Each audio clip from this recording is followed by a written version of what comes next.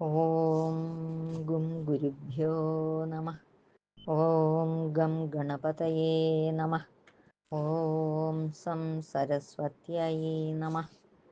ഓംകാരപ്പൊരുളാം ജഗജ്ജനനി നിൻ പാദം സ്മരിച്ചന്വഹം ശങ്കാഹീനമുരച്ചിടാം സവിനയം സത്യം പരം ധീമഹി.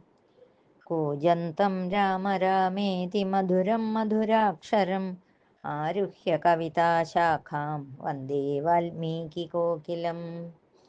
രാമായ രാമഭദ്രായ രാമചന്ദ്രായ വേധസേ രഘുനാഥായ നാഥായ സീതായാഃ പതയേ നമഃ. സംസാരസാഗരേ മഗ്നം ദീനം മാം കരുണാനിധേ കർമ്മഗ്രാഹഗൃഹീതാംഗം മാമുദ്ധര ഭവാർണവാത്. അഥ ശ്രീമദ് വാൽമീകി രാമായണേ ഉത്തരകാണ്ഡേ ഷഷ്ടിതമഃ സർഗഃ. ഭാർഗവച്യവനാദ്യാഗമനം. തയോഃ സംവദതോരേവം രാമലക്ഷ്മണയോസ്തദാ വാസന്തീകി നിശാ പ്രാപ്താ ന സീതാ ന ച ഘർമദാ. തതഃ പ്രഭാതേ വിമലേ കൃതപൂർവാഹ്നികക്രിയ അഭിചക്രാമ കാകുത്സ്ഥോ ദർശനം പൗരകാര്യവിത്ത്. തതഃ സുമന്ത്രസ്ത്വാഗമ്യ രാഘവം വാക്യമബ്രവീത്. ഏതേ പ്രതിഹതാ രാജൻ ദ്വാരി തിഷ്ഠന്തി താപസാഃ. ഭാർഗവം ച്യവനം ചൈവ പുരസ്കൃത്യ മഹർഷയഃ ദർശനം തേ മഹാരാജ ചോദയന്തി കൃതത്വരാഃ. പ്രീയമാണാ നരവ്യാഘ്ര യമുനാതീരവാസിനഃ. തസ്യ തദ്വചനം ശ്രുത്വാ രാമഃ പ്രോവാച ധർമ്മവിത്ത്. പ്രവേശ്യന്താം മഹാഭാഗാ ഭാർഗവപ്രമുഖാ ദ്വിജാഃ. രാജ്ഞസ്ത്വാജ്ഞാം പുരസ്കൃത്യ ദ്വാസ്ഥോ മൂർധ്നാ കൃതാഞ്ജലിഃ. പ്രവേശയാമാസ തദാ താപസാൻ സുദുരാസദാൻ ശതം സമധികം തത്ര ദീപ്യമാനം സ്വതേജസാ.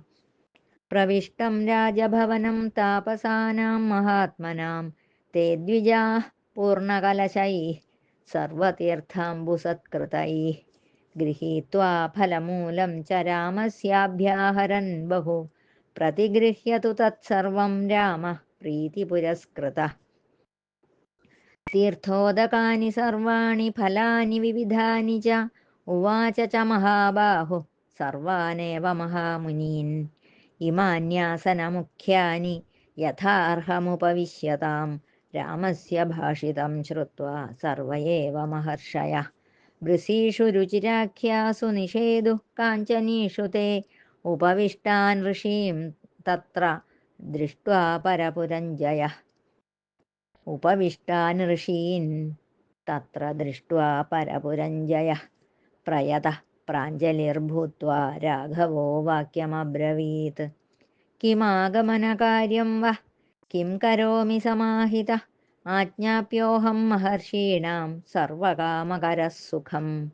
ഇദം രാജ്യം ച സകലം ജീവിതം ച ഹൃദി സ്ഥിതം.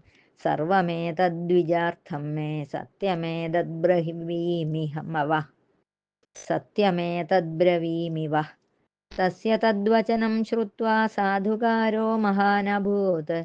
ഋഷീണാമുഗ്രതപസാം യമുനാതീരവാസിനാം. ഊചുശ്ചൈവ മഹാത്മാനോ ഹർഷേണ മഹതാവൃതാഃ. ഉപപന്നം നരശ്രേഷ്ഠ തവൈവ ഭുവി നാന്യതഃ. ബഹവഃ പാർത്ഥിവാ രാജൻ അതിക്രാന്താ മഹാബലാഃ.